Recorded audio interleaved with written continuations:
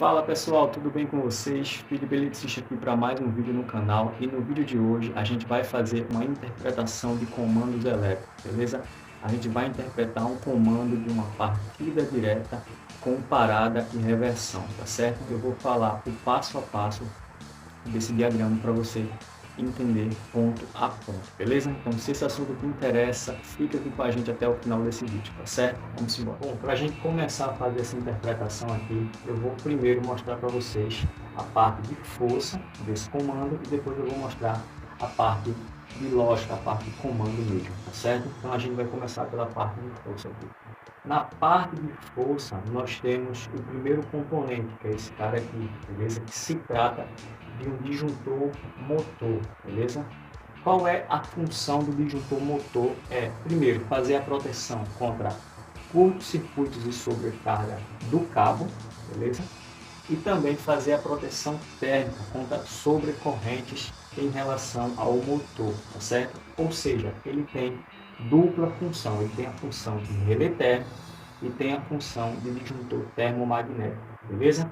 Sabendo disso, que ele tem essas duas funções, a gente elimina o uso de um relé térmico. Não estou dizendo que você não pode usar um relé térmico em um comando que possui disjuntor motor, não é isso, beleza?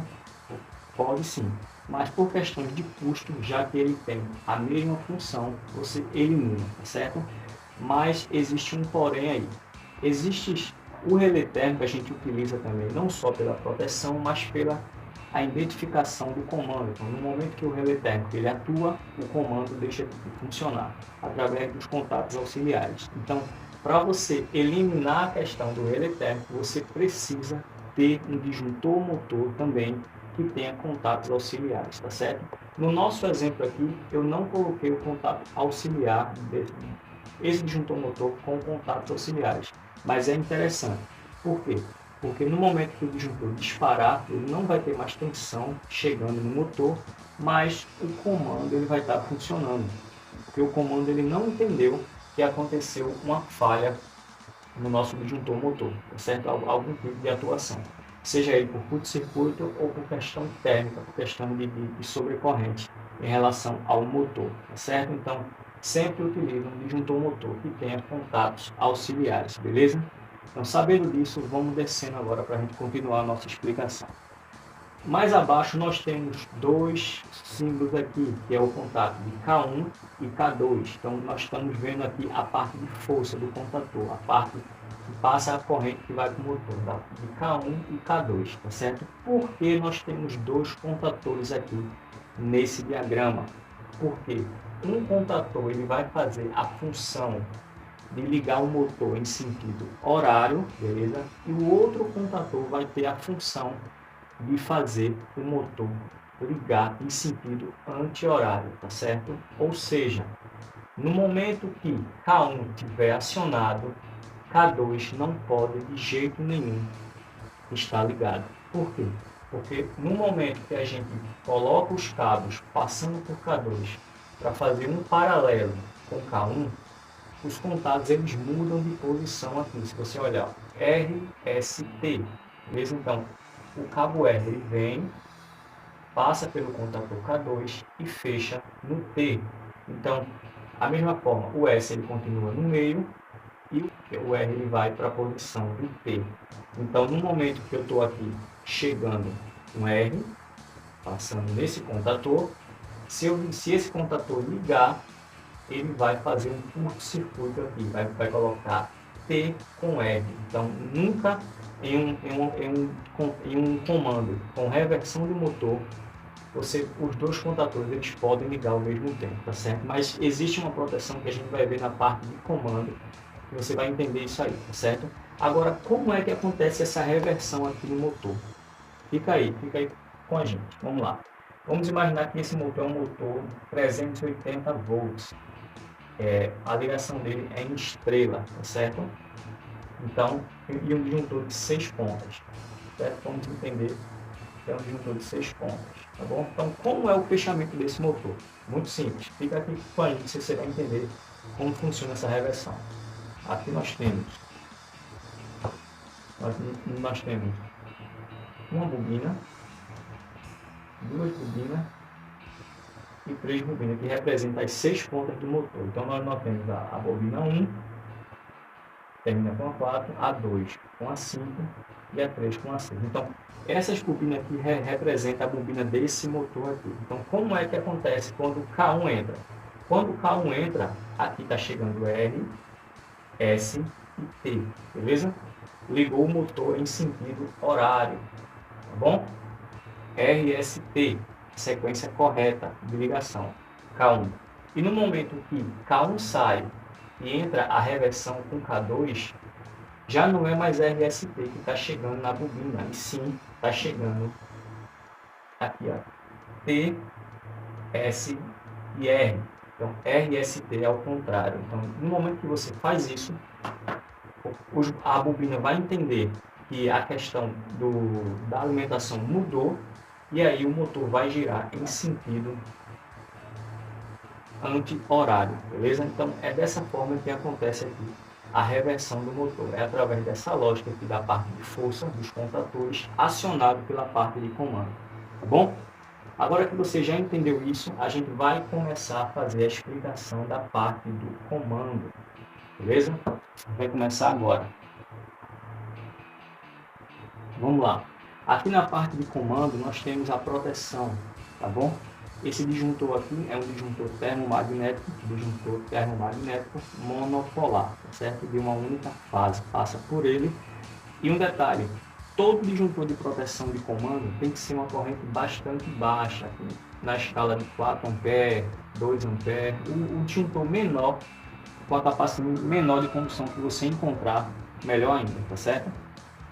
Então agora a gente já sabe que isso aqui é o nosso disjuntor, e aqui nós temos a nossa botoeira de B0, que ela é responsável por desligar o nosso comando, tá certo? Então no momento que o comando está funcionando, não importa a rotação que ele está trabalhando, no momento que você apertou aqui, ele vai desligar. Então ele sempre está no começo aqui, certo? Descendo para cá, a parte vermelha é a parte que vai trabalhar o sentido horário do nosso motor, tá certo? Então nós temos a botoeira de B1, que ela é responsável por ligar. No momento que liga aqui, a tensão chega no contator, fechando aqui os contatos de força, acionando o motor, certo? E aqui a gente já sabe que isso aqui é o nosso contato de selo, porque nós sabemos que a nossa botoeira, ela não é uma botoeira com retenção, é sem retenção. Então no momento que a gente aciona e solta, ela volta para o estado de aberto. Então isso aqui é o contato de selo para fazer um caminho alternativo para o contator continuar ligado, beleza? Então nós temos B1, que é responsável por ligar K1. Nós temos aqui, isso aqui representa o intertravamento desses dois motores, tá certo? O que seria o intertravamento? Aquilo que eu tinha dito antes. Esses dois motores, eles não podem trabalhar no mesmo sentido. E aí eu vou explicar essa questão do intertravamento, beleza? E aí chegamos na nossa bobina aqui, tá bom? A nossa bobina ela é responsável por receber a tensão e mudar os contatos de posição, tá certo? Na parte preta aqui, nós temos a nossa parte de acionamento da parte da reversão, que é os contatores de K2, tá bom? Então nós temos aqui B1 e B2, que é responsável por acionar K2, tá certo? E aqui a mesma coisa, nós temos aqui o nosso contato de selo e aqui o nosso intertravamento, tá bom? O nosso intertravamento aqui, que é da parte de K1 aqui, tá bom? E por último, nós temos a nossa bobina de K2. Quando chegar a tensão aqui nessa bobina, ela vai acionar esse contator aqui, a parte de força, está fazendo o sentido anti-horário do fechamento desse motor, tá bom? Agora vamos entender esse intertravamento aqui. Vamos lá. No momento que a gente aciona B1, a tensão chega em K2, em K1, fazendo o quê? Fazendo fechar esses contatos e abrir esse contato normalmente fechado. Por que abrir? Porque se no momento que esse motor está ligado nessa posição, se alguém acionar aqui, ele não vai ter como fazer esse acionamento, porque aqui está aberto, a tensão não vai chegar nessa bobina, certo? Então, da mesma forma, acontece o contrário. Se a gente acionar aqui B2, beleza? A tensão vai chegar aqui em K2, que é a bobina da reversão. O motor ele vai girar, mas ele, no mesmo momento esse contato ele vai abrir de posição, fazendo com que não chegue tensão na bobina de K1, tá certo? Porque, repetindo, essa bobina aqui, eles não podem trabalhar de maneira alguma as duas no mesmo instante, tá certo? Então, quando uma estiver acionada, a outra tem que estar bloqueada. Então, o bloqueio é justamente isso aqui, esse intertravamento elétrico aqui, tá certo? Que permite que uma esteja ligada e a outra bloqueada. Mesmo que você acionar aqui, ela não vai chegar tensão na bobina de K1, tá certo? Então, sabendo disso, você já está entendendo como funciona uma reversão de motor, tá bom? Uma partida direta com parada e reversão, tá certo? Por que parada e reversão? Porque no momento que a gente aciona aqui, você precisa desligar o motor para depois fazer a reversão, tá certo? Existem outros comandos similares, que seria a partida direta com reversão, e você não necessita de desligar o motor, mas isso aí em outro vídeo a gente explica, tá bom? Então, é dessa forma aqui que você consegue fazer a interpretação, que acontece a interpretação de um diagrama de uma partida direta com parada e reversão, tá certo? Nós temos duas botoeiras que representam dois contatores, nós temos a botoeira de desliga, o intertravamento e as duas bobinas que serão acionadas, tá certo? Então, eu não coloquei nada de sinalização para não confundir muito o aprendizado, mas em vídeos futuros a gente vai fazer a colocação de sinalização nesses comandos, tá certo? Se você gostou, se inscreve aqui no canal, tá bom? Incentiva aí o nosso trabalho a estar passando mais conteúdo aí para vocês, tá bom? Um forte abraço aí do Felipe Eletricista. Valeu, gente!